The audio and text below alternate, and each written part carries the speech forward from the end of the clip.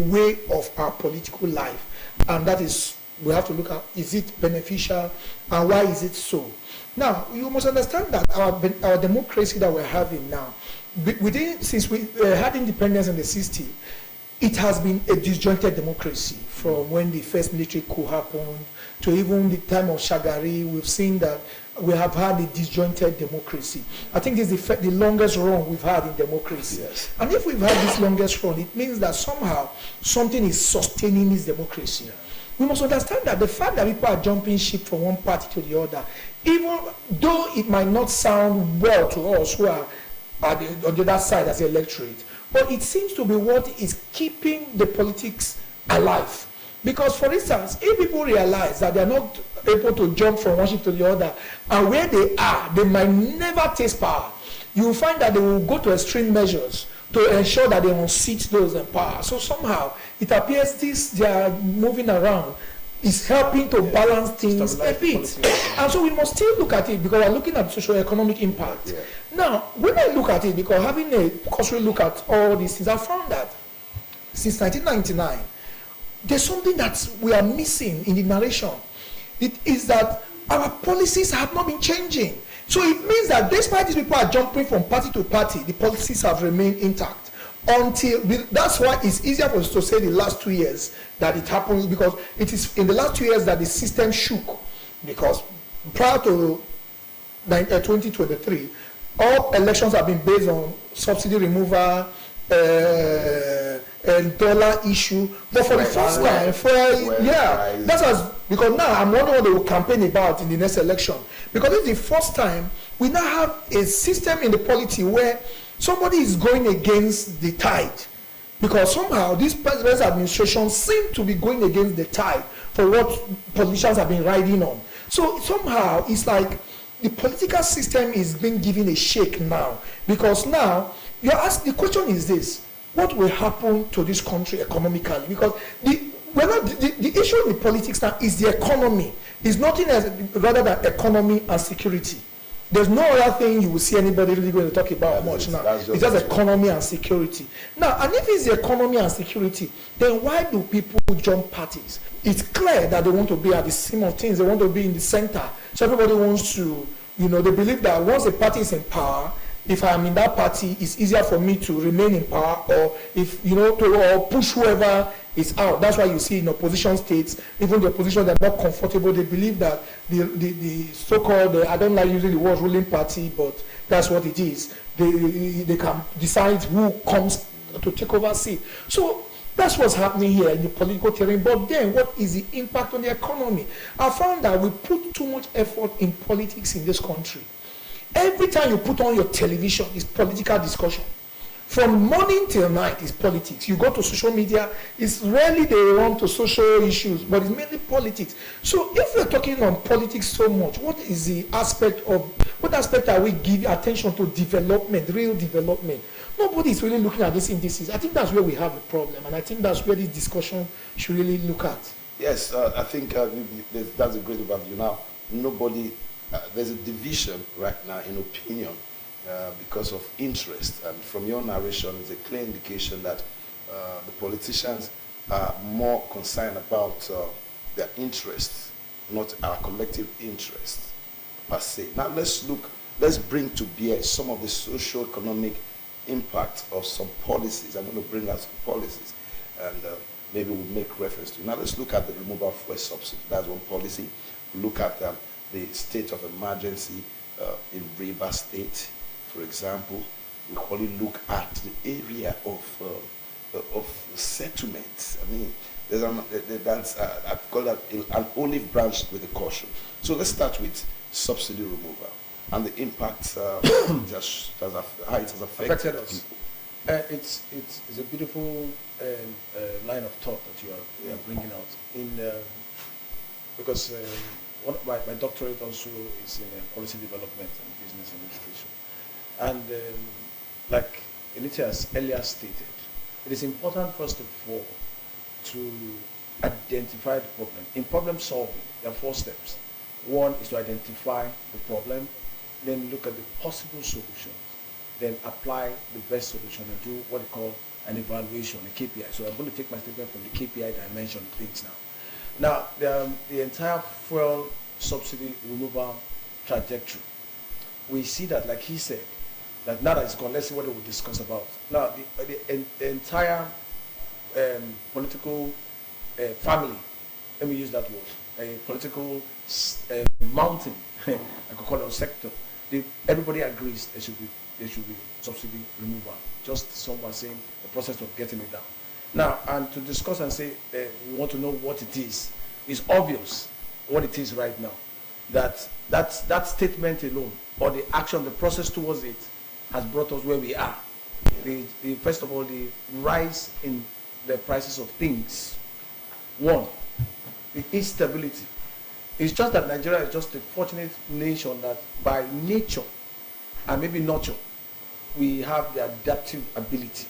Because if you look at certain nations, they would have crumbled or divided by now because of economic instability. Because if you want to have true freedom in a system, you must have economic system. You must have economic freedom.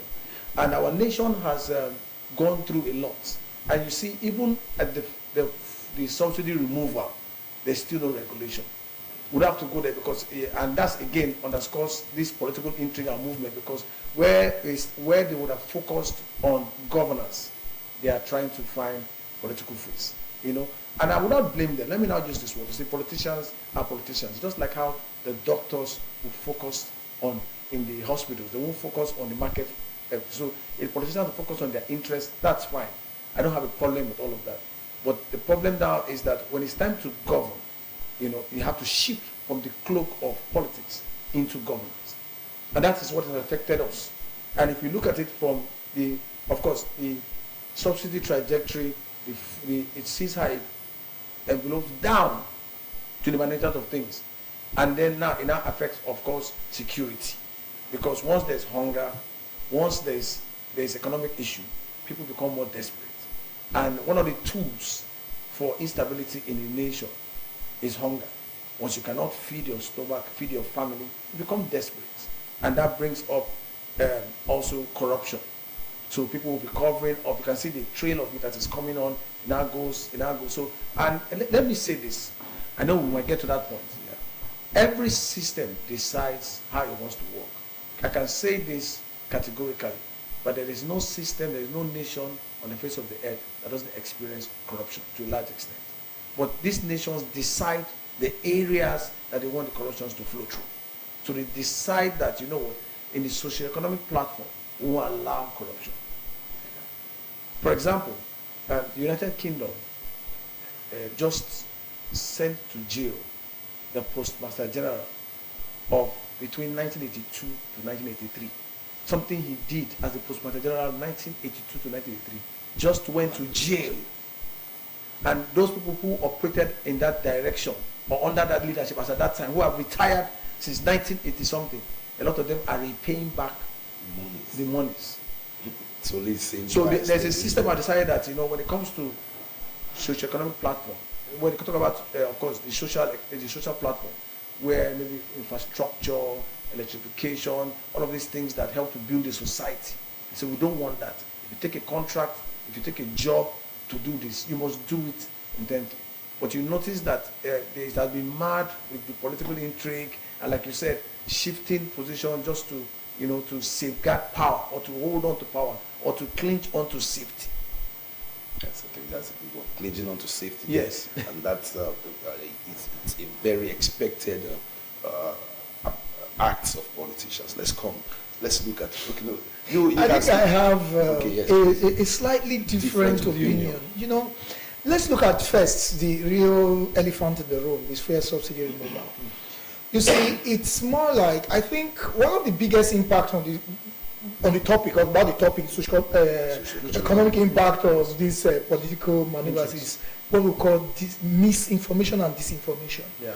You see, that's the biggest thing, the biggest problem. It's not the policies, it's the information that is thrown out. Because see, one of the best policies, I have been here for more than 3-4 years. I come here, I've always said it. Subsidy is a mess. Any form of subsidy is a mess. Any form, whether it is fuel, health, electricity, whatever, is a mess. Let me tell you why. Subsidy makes sense in a socialist economy. You cannot run capitalism and be subsidizing. You kill free market. And so how do you now get investment? You kill free market. See, I give you a clear issue that's happening currently. 3 weeks before the Israel-Iran war, because I live on the express, I check, even my kids do it, I check all the filling stations price, because by law now, DPR has mandated that they must fix their prices. You will see at that time, 910, 930, 890, you choose where you buy. That's free market. Now when the crisis came up, it moved to 950. Nobody has exceeded 950. No government control. It is free market. That's why you are seeing new filling stations coming up, because it's a free market. The moment you say government will subsidize, what happens is that you now have to learn the intrigues of manipulating the market. Now it's a free market. I buy my fuel at a liter maybe 890. I now know my margins. And I trade it and I make my profit. Now, you see, the truth is, what the politicians are succeeded in doing to us now, and that's the mindset we are running with, is that how can you remove subsidy? Funny enough, I don't want to call names. One of the candidates that keep killing this, talking about bad subsidy was in a chat room yesterday, and he was asked, when you come, would petrol price be reduced to 300 naira? He said he cannot assure it. Why? Because it's not possible. It's not possible. If the subsidy had not been removed, you and I wouldn't have been sitting here, because we've come to a point where the country was borrowing to subsidize. A man doesn't have a job. He wants to marry. He borrowed to marry. He's still buying gifts to give souvenir to give to people. Is that not crazy? That's where we are as a country. But what these politicians have done in the entry is that they keep misinforming us and making us feel that no, this person is wicked. Listen. No matter what, I'm not a politician, but one thing we must give to this current president is that he's bold at taking decisions. Because if he had not taken that decision, there's no way, by now, no government would exist. That's why all the governors are supporting him. Because they know, without him, who would have been doing any project? No money. This road, the road between Asaba and Nuheli, you know how many years it has been going on? Exactly. Has it not been completed now? Because the funds are now available. Let's say what it is. It is misinformation and disinformation that the opposition is just using. If not, to tell the truth, subsidy was very irresponsible. It was okay when it came in 75, but we have outgrown it, so no need. So let it go. Now, yes, people will feel the impact. People will feel so many things. Let's look at all the intrigues. For instance, when we talk about insecurity, look at the level of insecurity. Who are those causing the insecurity? Insecurity are in the middle belt and in the north. Yes. And look at those causing it. I'm sorry to say I'm not a security expert, but it's mainly along banditry and all the rest. And it seemed to have political connotation. Yeah. How come Kaduna, that used to be the hotbed of banditry, now is calm? What happened? Did they arrest anybody? It meant that the problems can be solved. Definitely. But it does not move to Benue. Because the governor of Kaduna State knows what he's doing, and he has managed it. The current governor has managed it. How come? See, we must tell ourselves the truth. What the politicians are using is, they are running, thinking we are ignorant people, and using all these things to cause crisis in order for them to come to power. Remember in 2015, when Jonathan was to be removed, we saw these kind of things.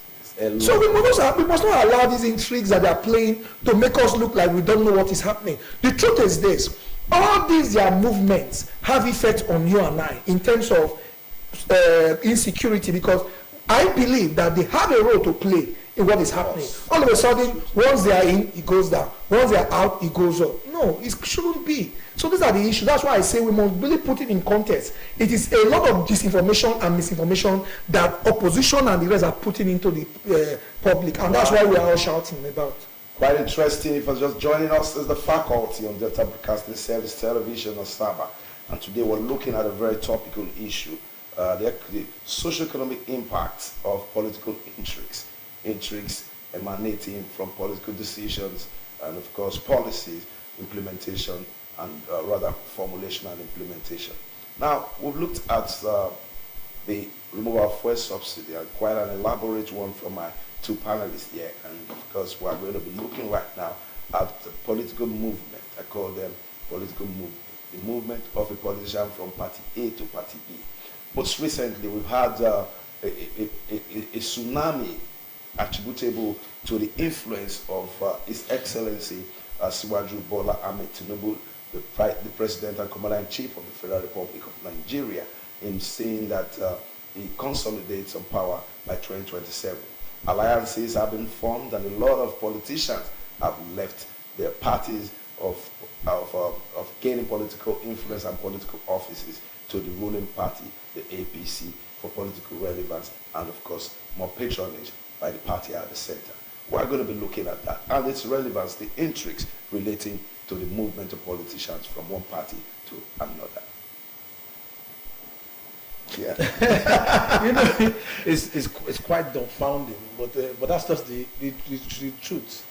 And like Rita said, I'm not a politician.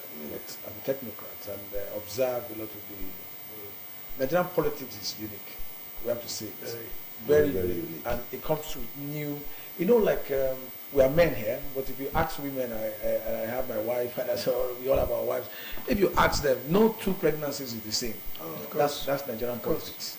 You wake up one morning and you find another intriguing movement. You see things that you do not expect to happen. But however, let's go back to pre-First Republic. And let's look at some of the intrigues that took place there to see that, like Elite actually stated, because maybe it will also help us to understand what is in our political DNA. For me, I don't think that the shiftings and what you call betrayals or dumping and aligning or moving is going to ever change. Like he said, we need to accept it as our political culture and begin to build around it. That's my goal. That we need to accept who we are and know how we run it. If you go back, the entire process, the Awolowo, the Zik, what's our brother from Sapele, a very rich guy, Okotiebo, and all of these things, it was just like that. There was always political manipulations and maneuvering, you know, inviting Zik, Awolowo, and some of these things, and after a while, Zik now joining, then getting funding from Okotiebo, and Okotiebo also scheming. Everybody's scheming to be relevant, you know. Like I tell my people, one of the things that make you not to expire is relevance. So everybody's fighting for political relevance. Exactly. And in that pursuit, you understand, we do not define it. I think, and I believe that what we should start to look at is how to define our political states. There was something Riti said here, and I tried to bring it economically. He talked about that we cannot bring a socialist structure into a capitalist whatever. But there is the place of mixed economy. Of course. So we have to decide. If you ask me personally, I don't even think democracy is our system. Mm-hmm. We have to define it. Everybody defines it. The United Kingdom defines a parliamentary system for themselves and still holding on to monarchy on one side. And another country saying we are monarchies.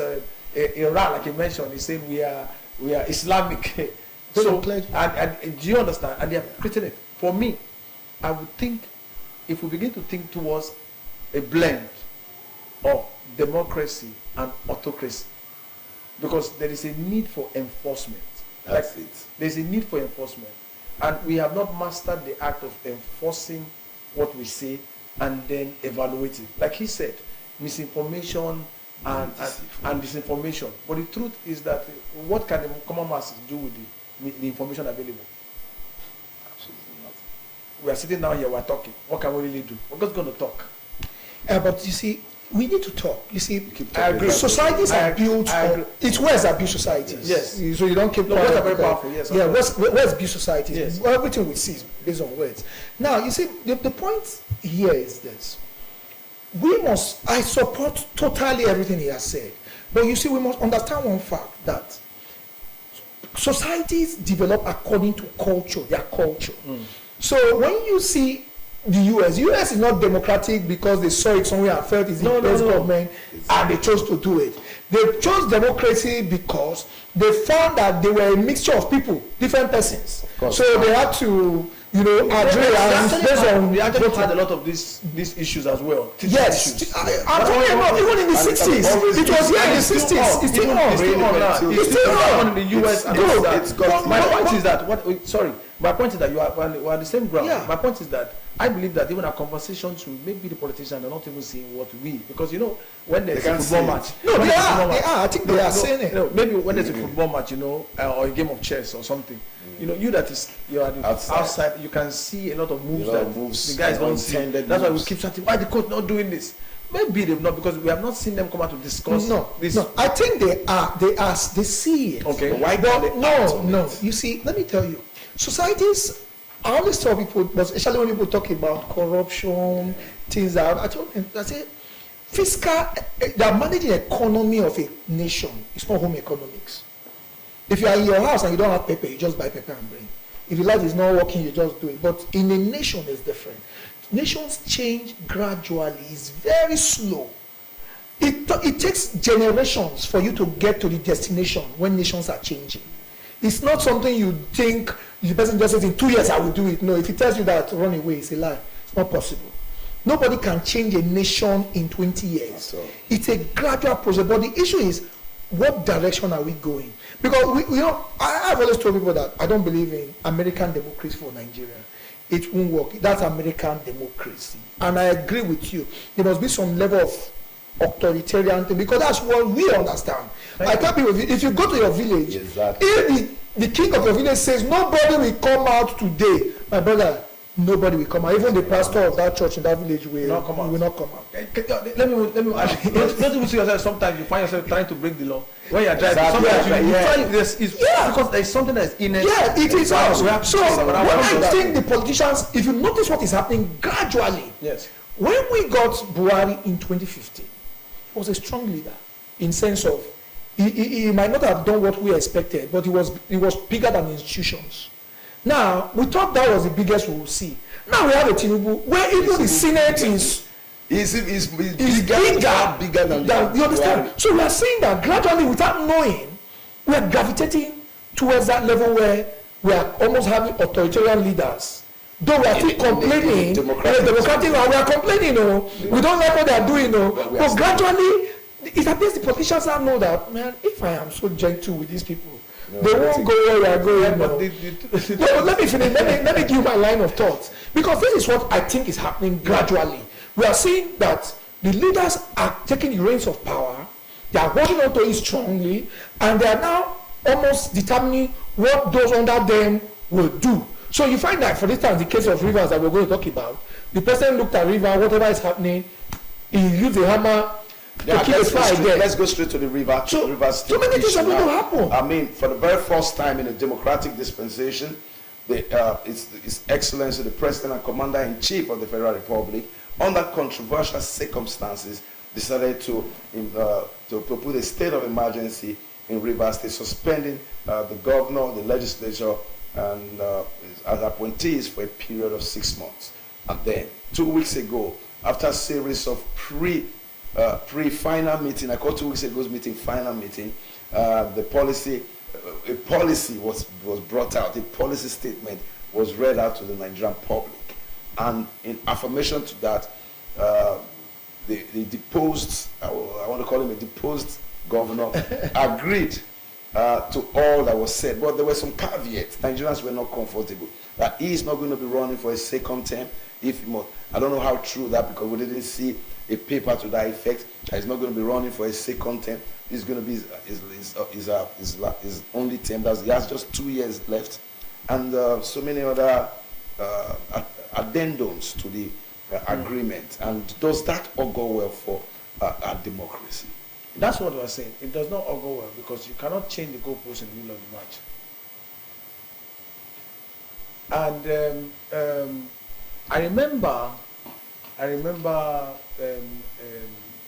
during Obasanjo's time, then I was working with the former vice president, military, we so rest in peace, Admiral Michael Igwe. And when they had the state of emergency issue with Dario, and General Ali was being appointed to, the decision was made in my office. So he came for instructions on how to run the state. And some of the things that they discussed, I was privileged to be there because I was personally attached to IEB. And there are statements that IEB told Akil. And one of them was, there are some things that you answer openly, some things you don't answer openly. There are some things you just nod your head, some things you let go. Now why am I bringing that up here? Because you said that the president looked at Rivers State and brought out these things, and some of the caveats are there. And there are some that the governor or the, like you said, deposed. I don't think it's deposed, it's just that he just to set aside. Yes. Just to set aside, like the other room thing. Just set aside, and because of where he's going to, because it still falls back to political relevance. So whether he agrees for 2 years, because if he agrees for 2 terms, if he becomes a politician or the spirit of politics, which of course man is a political animal, if obviously it's evident that it is, because you can just walk away from there. After all, people step down and say because of certain controversies, economic controversies, financial controversies, I step down from government. But if he's going back for it, means that he has political interest. So when you tell somebody, says whether it's 1 term or 2 terms, let's wait. In the future, there will be intrigues. The stories will turn around, and then we'll see other things. Yeah. So, but my focus is not that. My focus is what did the president want when he did that? And why are we some clamoring that what happened in Rivers State should have been happening in Benue State or Plateau Exactly. State. Exactly. Where you had more press. So now that tells you at the end of the day that these guys know what they are doing and they are following their occupation. I don't have a problem with what politicians are doing. My problem is that they are playing with the mandate. And it comes back to what we're talking about, that we need to sit back and begin to define certain policies that works for the Nigerian state. Those policies that we will agree to function with. If you ask me, we don't have a national roadmap. Exactly.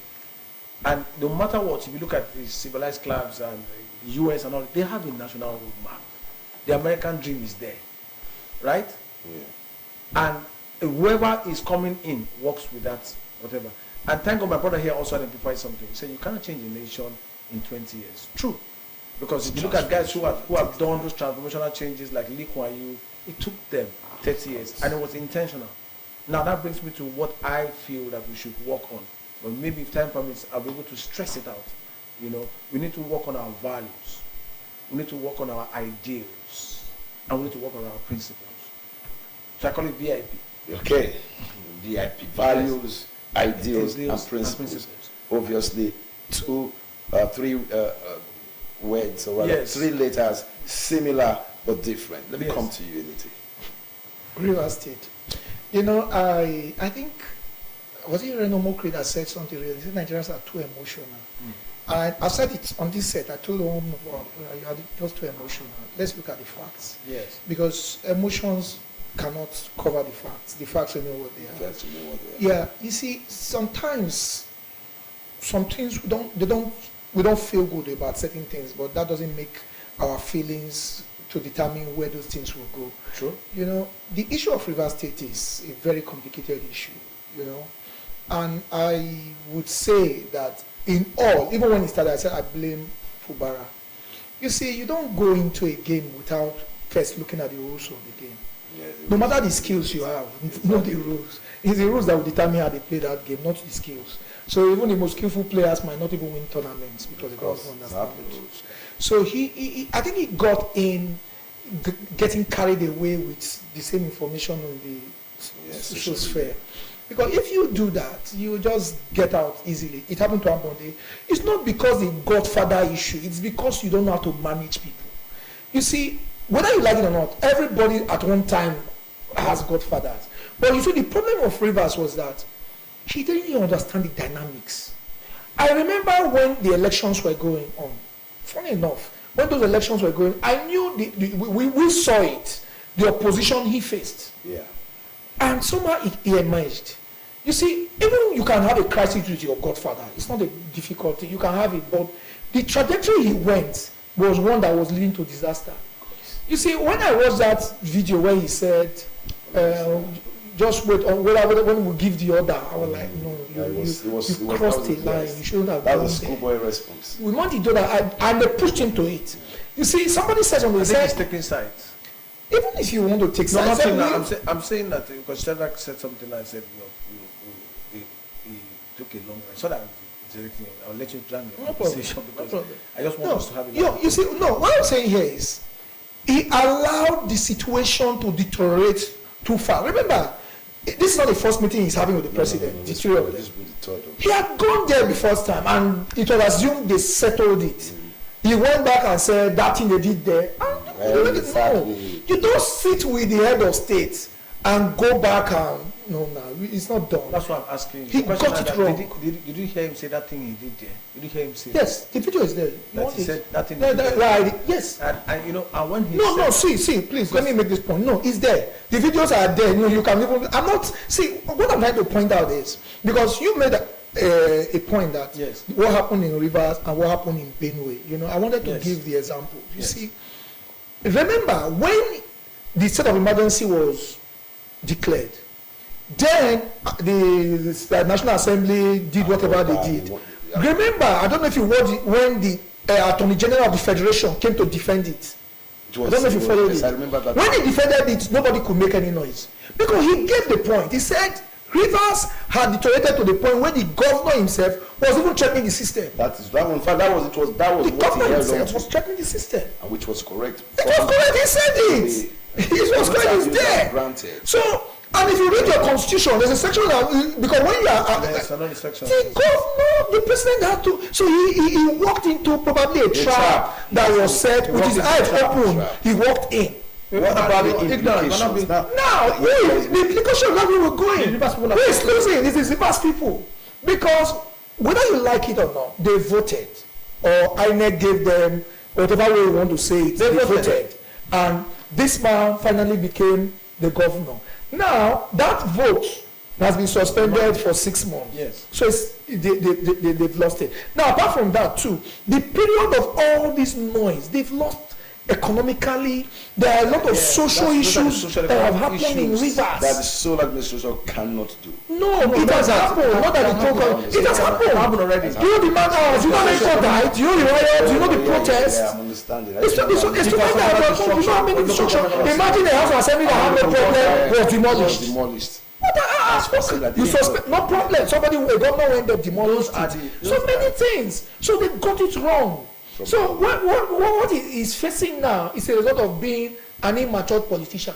Because if he was really a matured politician and listened to, he had the right people around him, he wouldn't have been where he is. So it shows that sometimes these are politicians carry along. Sometimes they're not even helping them. Yeah. They're just clapping till you get to where they Well, want. guess what? It's also a fair deal. It's also like I said.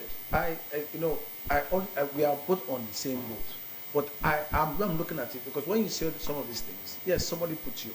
Yes, like you said, we always nobody gets to the top without somebody. That's the truth.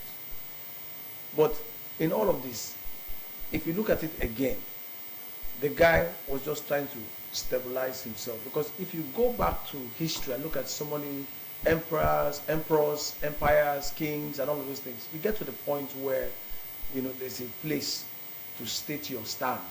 Maybe he did it too early. Exactly.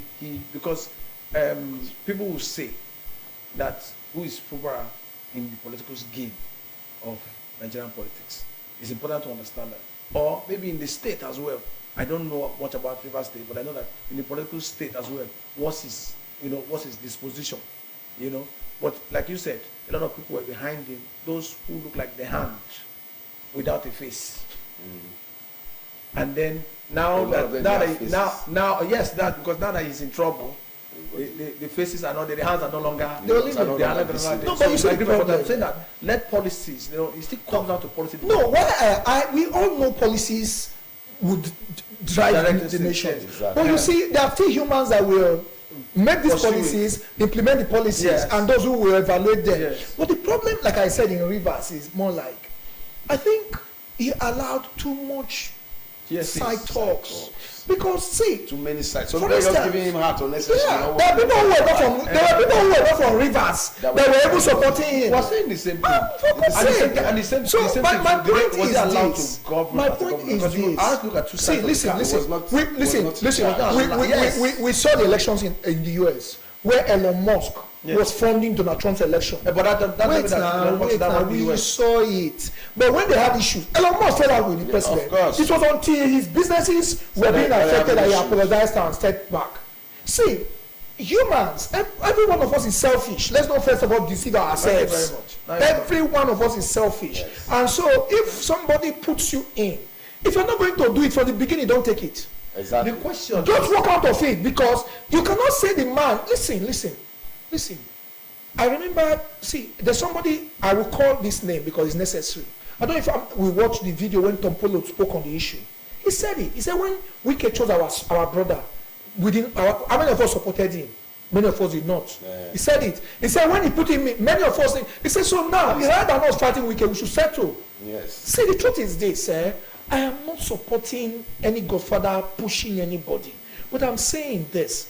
If a godfather approaches you and you know that you cannot do what is, don't go with him. Don't go, because the people of Rivers are suffering because of that your action. If you are not gone, somebody probably is lower went. Maybe today they wouldn't have fought for this period. Rivers is losing. Rivers is losing. Rivers is losing. So what I'm saying is, don't go into all these arrangements. Or it happened in Anambra now. Remember Okija issue? It happens everywhere. But from a lawyer, they take it. All right. Quite an interesting afternoon. This, I wish we could have had more time to look into this very important issue, the socio-economic impact of political intrigues. It's been faculty, and I've brought two great men to justice to this topic this afternoon. I want to appreciate to Gabriel Kunji, Pastor, for coming on the course. Comrade Unite Egere, thanks for coming. Thank you very much. Yes, the faculty returns to your studios again by tomorrow. Make sure you stay tuned. Good afternoon.